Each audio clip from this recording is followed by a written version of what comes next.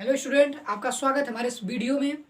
तो आज हम लोग इसके पहले वीडियो में क्लास 9th मैथ का एकदम बेसिक स्टार्ट किया था हमने, जिसमें आपको क्लास 9th में संख्या पद्धति पर वास्तविक संख्याओं के बारे में हमने आपको क्या किया था, बताया था। तो आज हम उसी के इंट्रोडक्शन, उसी के परिचय के पार्ट में दूसरी वीडियो दूसरा लेक्चर आज करने जा रहे हैं। ठीक है, तो आज हम क्या बताएंगे आपको, वही जो बताए थे उसी का थोड़ा एक रिकैप देंगे और कुछ आगे का प्रोसेस क्या करेंगे, बताएंगे। ठीक है, तो चलिए देखते हैं। तो क्या करते हैं, पहले देखिए, फिर से थोड़ा सा एक रिवीजन आपको करवा देते हैं कि सबसे पहले हमने क्या बताया था। देखो, वास्तविक संख्याओं को हमने क्लासिफिकेशन करा था, एक बिना दशमलव के साथ, एक दशमलव के साथ। लेकिन आज मेन पॉइंट पर बात करते हैं, ठीक ना, जो कि आपको जानना जरूरी है। जैसे पहली बात कर लेते हैं प्राकृतिक संख्या।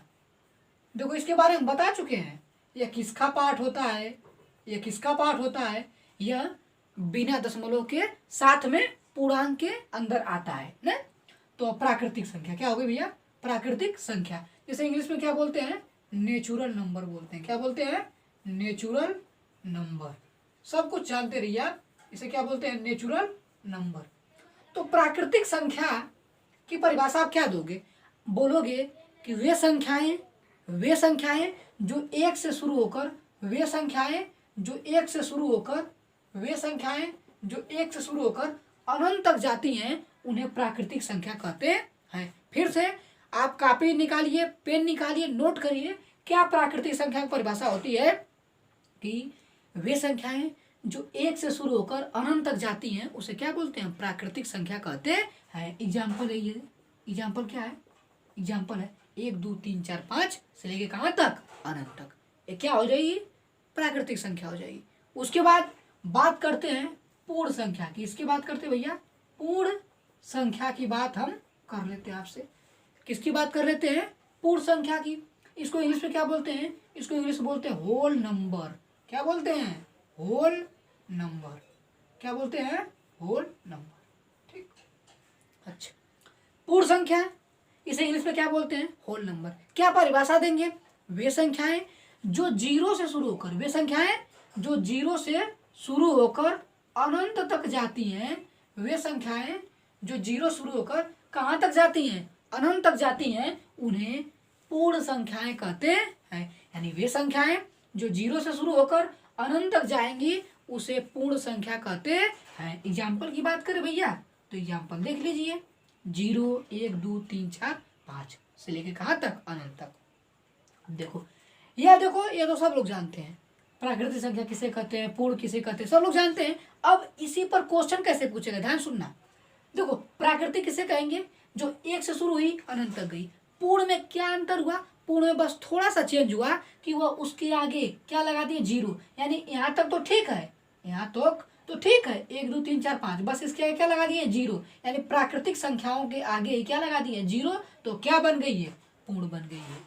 ठीक है, तो क्वेश्चन पूछेगा कि क्या, क्वेश्चन अगर मैं आपसे यही पर पूछ लूँ, ये क्वेश्चन पूछ लूँ कि क्या सभी प्राकृतिक संख्याएं, क्या सभी प्राकृतिक संख्याएं पूर्ण संख्या होती है, क्या सभी प्राकृतिक संख्याएं पूर्ण संख्या होती है।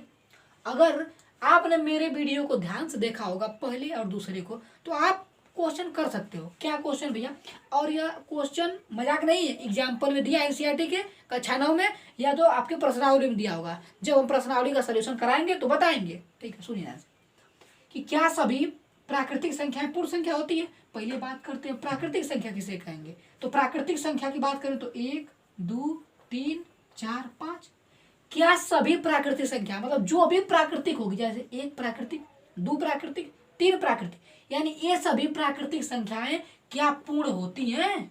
तो पूर्ण कौन सा होता है, पूर्ण होता है 0 1 2 3 4 5 से लेके अनंत तक। तो एक बात बताओ, एक प्राकृतिक है, एक पूर्ण भी है, 2 प्राकृतिक है, 2 पूर्ण भी है, 3 प्राकृतिक है, 3 पूर्ण भी है। मतलब जो भी प्राकृतिक होगी वो क्या होगी, पूर्ण संख्या होगी। जो प्राकृतिक होगी वो पूर्ण संख्या होगी। ठीक है, मतलब यह है कि जो पूर्ण संख्या है वो प्राकृतिक ही है, बस इसका क्या लग गया, 0 लग गया है। ठीक है, तो मतलब जो प्राकृतिक होगी वो पूर्ण भी क्या होगी, होगी। क्यों? क्योंकि बस प्राकृतिक सेम है, बस उसका क्या लग गया, जीरो लग गया, तो क्या हो गई ये पूर्ण। तो जो भी पूर्ण हो गई वो क्या होगी, सॉरी जो प्राकृतिक होगी वो क्या होगी, पूर्ण होगी। मुझे लगता है आपको समझ में आया होगा क्वेश्चन। ठीक है, तो चलिए आगे बात करते हैं। ठीक है, ठीक है, तो बताएंगे क्या, जो सभी प्राकृतिक संख्या क्या होती हैं, पूर्ण संख्या होती है। ठीक है, मिटाते हैं क्वेश्चन को, आपको समझ में आ गया होगा। लेकिन अगर मैं आपसे यहीं पर क्वेश्चन उलट दूं, ऐसे पूछ लूं कि क्या सभी पूर्ण संख्याएं, क्या सभी पूर्ण संख्याएं प्राकृतिक संख्या होती है, क्या सभी पूर्ण संख्याएं प्राकृतिक संख्या होती है, तो बताइए, एक पूर्ण है एक प्राकृतिक भी है, दो पूर्ण है दो प्राकृतिक भी है, तीन पूर्ण है तीन प्राकृतिक भी, लेकिन जीरो तो पूर्ण है, क्या प्राकृतिक है, नहीं है। जीरो पूर्ण है लेकिन जीरो प्राकृतिक नहीं है, तो ये बात क्या हो जाएगी, गलत हो जाएगी। दूसरा क्वेश्चन क्या हो जाएगा आपका, गलत हो जाएगा कि सभी पूर्ण संख्याएं प्राकृतिक संख्या नहीं होती हैं। ठीक है, लेकिन सभी प्राकृतिक संख्याएं पूर्ण संख्या हो जाती है। क्यों? क्योंकि यह छोटा पार्ट है ना, यह बड़ा है, इस ये वाला इसमें भी तो आ जा रहा है, इसलिए। ठीक है ना, देखो ये वाला इसमें आ जाएगा लेकिन ये वाला इसमें नहीं आ पाएगा क्योंकि इसमें जीरो भी है। समझ में आया? तो मुझे लगता है आपको समझ में आएगा क्वेश्चन। ठीक है, तो आगे बढ़े। ठीक है, वीडियो को पॉज करिए, नोट करिए। ठीक है, आगे बढ़ते हैं। तो आपको पूर्ण समझ में आ गया। अब बात करते हैं पूर्णांक की। क्या बात करते हैं, पूर्णांक संख्या की। ये भी देखो, ये सब बता चुके हैं लेकिन आपको एक जनरल पता होना चाहिए ना, इंटीजर्स इसे बोलते हैं। देखो, इस बात पर जो वास्तविक संख्याओं क्लासिफिकेशन है, इस पर हम इसलिए फोकस कर रहे हैं क्योंकि यह पार्ट जो है कक्षा 9 के मैथ का पार्ट नहीं है, एक कक्षा 10 में भी आएगा, कक्षा 11 में भी आएगा, कक्षा 12 में, एकदम डिटेल में पढ़ो, हर जगह इसका उपयोग है। ठीक है, तो पूर्णांक संख्या किसकी बात करेंगे, पूर्णांक संख्या। पूर्णांक संख्या किसे कहते हैं, देखो ध्यान से, यहाँ पर 0, यहाँ पर 1 2 3 4 डाट डाट कहाँ तक, अनंत तक, -1 -2 -3 -4 डाट डाट कहाँ तक, अनंत तक। तो पूर्णांक संख्या में क्या होता है, इसमें धनात्मक संख्याएं भी आती हैं, ऋणात्मक संख्याएं भी आती हैं, और शून्य भी क्या होता है, सम्मिलित होता है, तो उसे क्या बोलते हैं, पूर्णांक संख्या बोलते हैं।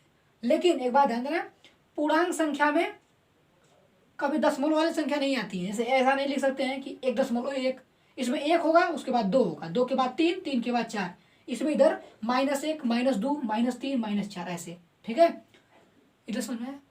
पूर्णांक किसे कहेंगे, जिसमें धनात्मक संख्याएं हो, ऋणात्मक संख्याएं हो तथा शून्य भी सम्मिलित होता है, उसे क्या बोलते हैं, पूर्णांक संख्या कहते हैं। अब ध्यान से देखो, क्वेश्चन कैसे पूछ सकता है, पूछेगा कि क्या सभी पूर्ण संख्याएं, क्या सभी पूर्ण संख्याएं पूर्णांक संख्या होती है, क्या सभी पूर्ण संख्याएं पूर्णांक संख्या होती है। अच्छा बताओ, यह पूर्ण है ना, यह पूर्ण है कि नहीं, तो यह पूर्ण, देखो पूर्णांक में भी तो आ जा रहा है कि नहीं, यानी यह पूर्ण है, यह पूर्णांक भी तो है।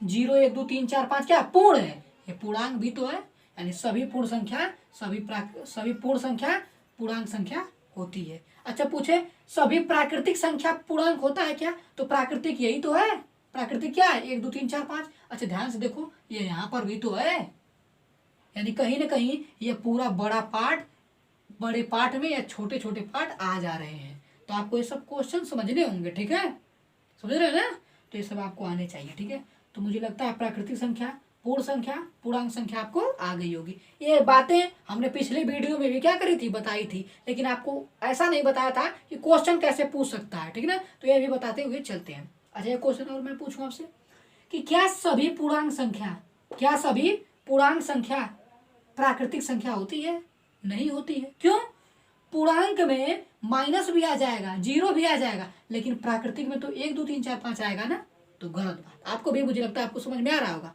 अच्छा मैं आप सेकेंड क्वेश्चन पूछूं, क्या सभी पूर्णांक पूर्ण संख्या होता है, नहीं होता है। क्यों, क्योंकि पूर्णांक में तो सब आएगा, माइनस भी प्लस भी 0 भी, लेकिन पूर्ण में केवल 0 1 2 3 4 5 आएगा ना, हाई -1 थोड़ी आएगा। -1 तो पूर्णांक है लेकिन पूर्ण नहीं है, तो ये बात गलत है। लेकिन सभी प्राकृतिक संख्या पूर्णांक होती है, सभी पूर्ण संख्या पूर्णांक होती है। ठीक है, लेकिन सभी पूर्णांक न प्राकृतिक होता है न सभी पूर्णांक पूर्ण होता है। ये सब क्वेश्चन आपके किताब में कहीं न कहीं दिए होंगे, जब हम सोल्यूशन कराएंगे तो बताएंगे। लेकिन अगर जो बच्चा सिंसियर है पढ़ने में, वह इस क्वेश्चन को करके ऐसे वह अपने साइड से क्वेश्चन लगा सकता है। तो मुझे उम्मीद है आपको समझ में आया होगा। वीडियो को पॉज करें, आप नोट करें, ठीक है। चलिए मिटाएं, ठीक। आगे बढ़ते हैं, देखते हैं 2 प्रकार की संख्या और बची है, उसको खत्म करते हैं और ये वीडियो क्या होता है, समाप्त होगा, ठीक है। चलिए अब बात करेंगे किसकी, परिमेय संख्या की। किसकी बात करेंगे जी, परिमेय संख्या की। इसे इंग्लिश में बोलते हैं रेशनल नंबर। क्या बोलते हैं, रेशनल नंबर। देखो क्या परिभाषा होगी, पहले समझते हैं। परिमेय संख्या किसे कहते हैं, वे संख्याएं जिसे आप P/Q के रूप में व्यक्त कर सकते हो। वे संख्याएं जिन्हें आप P/Q के रूप में लिख सकते हो उसे परिमेय संख्या कहते हैं। परिभाषा लिख लो आप कि वे संख्याएं जिसे आप P/Q के रूप में लिख सकते हो उसे परिमेय संख्या कहते हैं। यहाँ पर देखने वाली बात है कि जो P होता है, तो चलिए देखते हैं परिमेय संख्या के बारे में, ठीक है ना। किसके बारे में, परिमेय संख्या के बारे में। तो क्या परिभाषा होती है परिमेय संख्या का, कि वे संख्याएं जिन्हें आप P/Q के रूप में व्यक्त कर सकते हो उसे परिमेय संख्या कहते हैं, ठीक है ना। परिभाषा लिखिए आप लोग कि क्या बोलेंगे परिभाषा, कि वे संख्याएं जिन्हें आप P/Q के रूप में व्यक्त कर सकते हो उन्हें हम परिमेय संख्या कहते हैं। क्या होगा, देखो जहां पर P क्या होता है, P होता है एक पूर्णांक, P क्या होता है पूर्णांक, और Q भी क्या होता है एक पूर्णांक होता है।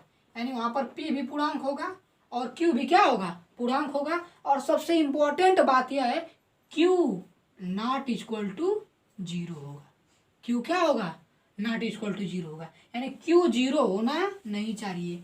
मतलब यह P क्या है बताओ, अंश पर है ना, P को अंश बोलेंगे ना, ऊपर होता है जो, और इसको क्या बोलेंगे, हर बोलेंगे।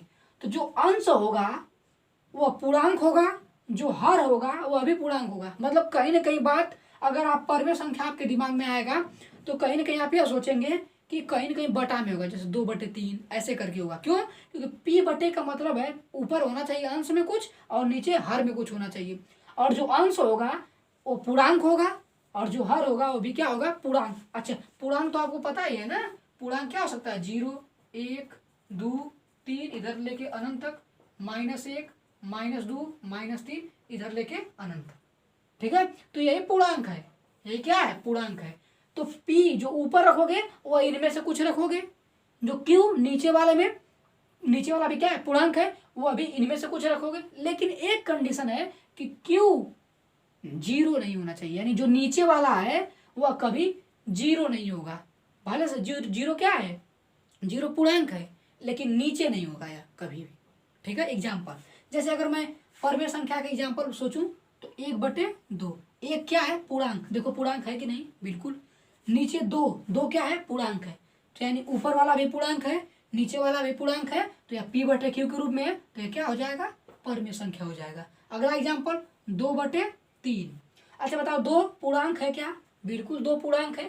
3 पूर्णांक है क्या, बिल्कुल पूर्णांक है, यानी ऊपर वाला भी पूर्णांक नीचे वाला भी पूर्णांक, यानी यह किस रूप का है, P है और यह क्या है, Q है। तो यह कौन सी संख्या हो जाएगी, परिमेय संख्या हो जाएगी। अगला एग्जाम्पल लेते हैं, एग्जाम्पल पे एग्जाम्पल, -1/3।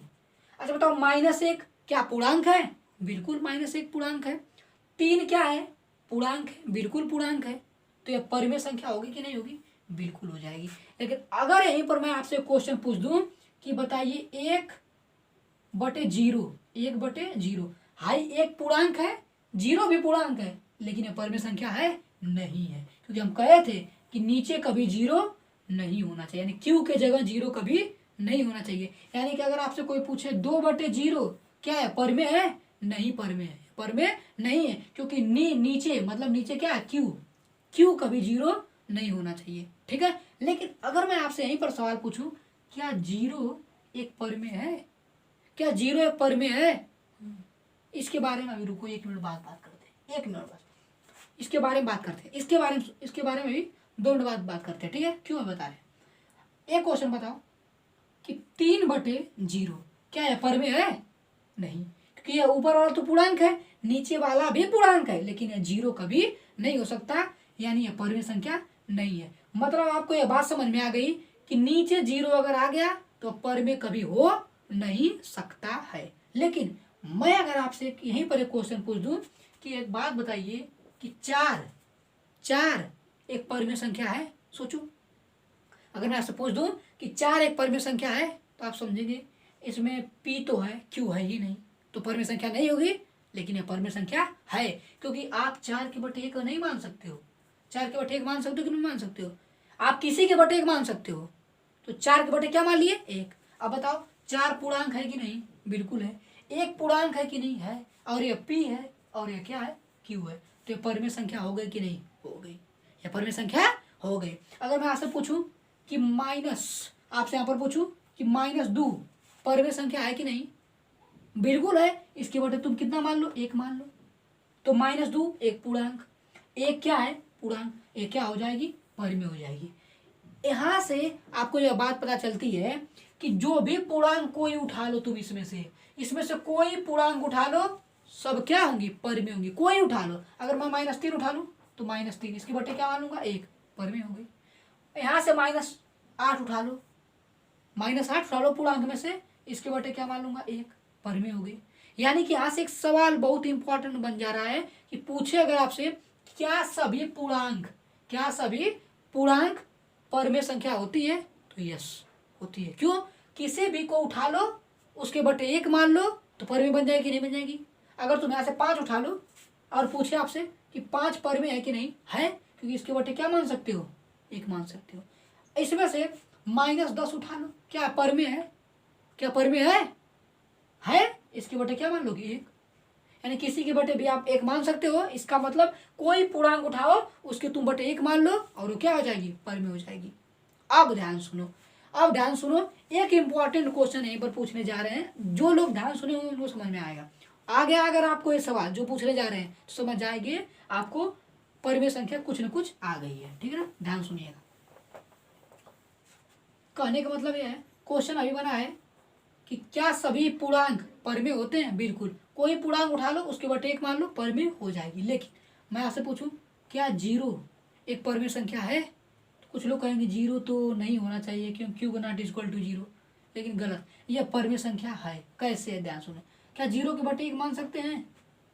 0 के बटे 1 मान सकते कि नहीं मान सकते? बिल्कुल मान सकते हैं। अब बताओ 0 पूर्णांक है कि नहीं? अच्छा, बेसिक बात क्या है परिमेय की? ऊपर वाला पूर्णांक होना चाहिए, नीचे वाला पूर्णांक होना चाहिए। तो ऊपर वाला पूर्णांक है कि नहीं? है। नीचे वाला भी क्या है? पूर्णांक है। ये परिमेय संख्या है। ध्यान से देखो, क्यों नहीं 0 होना चाहिए? क्यों 0 नहीं होना चाहिए? पी 0 हो जाए कुछ भी से मतलब नहीं है। पी 0 हो जाएगा, चल जाएगा। क्यू 0 नहीं होना चाहिए। देखो क्यू तो 1 है, क्यू तो क्या है? 1, और ऊपर वाला 0 है ना। ऊपर वाला 0 हो या ना हो हमसे मतलब नहीं है, नीचे वाला बस 0 नहीं होना चाहिए, यह कंडीशन है। ठीक है? तो 0 क्या है? एक परिमेय संख्या है।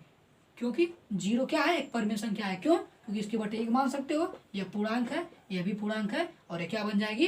परिमेय संख्या बन जाएगी। समझ में आया? ये आ रहा डिटेल परिमेय संख्या के बारे में। ठीक है? अब हम लोग पढ़ते हैं अपरिमेय संख्या। क्या पढ़ते हैं जी? अपरिमेय संख्या के बारे में पढ़ते हैं। ठीक है? अब पढ़ेंगे हम लोग अपरिमेय संख्या के बारे में। ये डिटेल में पढ़ लेंगे थोड़ा सा। क्या पढ़ेंगे इसके बारे में? अपरिमेय संख्या के बारे में। क्या इसको इंग्लिश बोलते हैं? इनरेशनल नंबर। क्या बोलते हैं? इनरेशनल नंबर। क्या बोलते हैं? इनरेशनल नंबर। देखो बस इसकी परिभाषा इसकी जस्ट उल्टी है कि वे संख्याएं जिन्हें आप p/q के रूप में नहीं व्यक्त कर सकते हो उसे क्या बोलते हैं? अपरिमेय संख्या बोलते हैं। सिंपल। वे संख्याएं जिन्हें आप p/q के रूप में नहीं व्यक्त कर सकते हो उसे क्या बोलते हैं? अपरिमेय संख्या कहते हैं। इसका एग्जाम्पल तो बताएंगे, लेकिन यह देखो, यह जो बताया जाता है ना, बहुत इजी वे में बता दिया जाता है कि वे संख्याएं जिन्हें आप p/q के रूप में नहीं व्यक्त कर सकते हो उसे अपरिमेय संख्या बोलते हैं। लेकिन एक्चुअल इसकी डेफिनेशन होती है ना कि अगर अपरिमेय संख्या उसे बोलते हैं कि अगर आप किसी संख्या से भाग दो, भाग देने पर वह संख्या न कटेगी न दोहराएगी। ध्यान सुनना, अगर किसी संख्या में भाग दे रहे हो, अगर भाग गई तो अगर न कट रही है न दोहरा रही है तो उसे अपरिमेय बोलते हैं। यानी कि अपरिमेय किसे बोलेंगे? कि भाग न कट रही है न दोहरा रही है। जैसे ऐसे बोलते हैं 4.134567230 ऐसे जा ही रही है तो इसे बोलेंगे अपरिमेय संख्या। देखो इसे तुम p/q के रूप में नहीं व्यक्त कर सकते हो, इसे क्या बोलेंगे, अपर में संख्या। ठीक है, लेकिन इतना आपको डिटेल में नहीं जाना अभी, आगे जैसे क्वेश्चन करवाएंगे उसमें और डिटेल बताएंगे। ठीक है ना, बस इतना समझिए, अपर में संख्या किसे बोलेंगे, जिसे हम p/q के रूप में नहीं व्यक्त कर सकते हैं उसे क्या बोलते हैं, अपर में संख्या बोलते हैं। सिंपल एग्जांपल इसे बोलते हैं कि कड़ी में जितनी भी संख्या होती हैं वो अपर में होती हैं। कड़ी में जितनी भी संख्याएं होती हैं वो अपर में होती हैं, उनको छोड़ के जिनका वर्गमूल निकल जाता है। जैसे कड़ी में 2 अपर में है, 2 का वर्गमूल निकलेगा नहीं। कड़ी में 3 अपर में है। वो थोड़ी सी प्रॉब्लम हो रही है ना, वीडियो जो है कट जा रही है। ठीक है, एग्जैक्ट मैं बता दूं आपको। ठीक है ना, क्योंकि जो सिचुएशन है उससे आपको पता चलेगा तभी ठीक है। ठीक है ना, वीडियो क्या हो जा रही है 10 मिनट बनने के बाद कट जा रही है। ठीक है, इसकी हम सोल्यूशन कर रहे हैं, लेकिन फिलहाल हम लोगों का इनिशियल टाइम है, आपका सपोर्ट होना चाहिए। ठीक है, तो चलिए उसकी बात नहीं करते हैं, डिस्ट्रैक्शन तो बहुत है, आप स्टडी पे कॉन्सेंट्रेट करें। ठीक है, देखिए क्या है कि अपर में संख्या बता रहे हैं जिसे आप p/q के रूप में नहीं व्यक्त कर सकते हो। सिंपल अगर मैं बात करूँ, इसकी बात अगर नहीं समझ में आ रहा आपको छोड़ जान दो। ठीक है, आगे मैं बताऊंगा और ठीक है डिटेल बताएंगे। ठीक है, जो भी आपको डाउट है सब आपको बताया जाएगा। ठीक है, समझिए, अपर में संख्या किसे बोलेंगे, जिसे आप p/q के रूप में नहीं व्यक्त कर सकते हो। पर में किसे बोलेंगे, जिसे आप p/q के रूप में व्यक्त कर सकते हो। पर में बहुत डिटेल बता दिए हैं। ठीक है, तो अपर में संख्या उसे बोलेंगे जिसे आप p/q के रूप में नहीं व्यक्त कर सकते। ठीक है, देखो तो किसे कहें एग्जाम्पल, कड़ी में जितनी भी संख्या होंगी, कड़ी में जितनी भी संख्या होंगी वो सभी अपर में होंगी, उनको छोड़ के जिनका वर्गमूल निकल जाए। जैसे कड़ी में 2 अपर में, कड़ी में 3 अपर में, कड़ी में 4, इसका वर्गमूल निकल जाए कितना, 2। इसका वर्गमूल निकल जाए कितना, 2, तो यह पर में होगी, क्योंकि 2 एक पर में है ना, 2 के बटे 1 मान सकते हो कि नहीं मान सकते हो, तो पर में होगी, तो यह अपर में नहीं है। कड़ी में 5, इसका वर्गमूल निकल पाएगा, वर्गमूल तो निकल जाएगा लेकिन परफेक्ट नहीं निकल पाएगा। जैसे कड़ी में 4 का 2 हो जाएगा, तो कड़ी में 5 का भी निकलेगा लेकिन दशमलव में आएगा। कड़ी में 6, कड़ी में 7, ये सब अपर में है। कड़ी में 8, कड़ी में 9, देखो ये अपर में नहीं है क्योंकि इसका वर्गमूल कितना देगा, 3। तो जिसका वर्गमूल निकल जाता है वो अपर में नहीं होती है, लेकिन जिसका वर्गमूल नहीं निकल पाता है कन्फर्म मतलब परफेक्ट पूर्ण रूप से, उसे बोलते हैं अपर में। तो मुझे उम्मीद आपको समझ में आया होगा। आज के लिए इतना ही। ठीक है, तो ध्यान से वीडियो को देखिए, पढ़िए, और जो ना समझ में आए कमेंट करिए। ठीक है, बढ़िया से पढ़ाई करते रहें। All the best.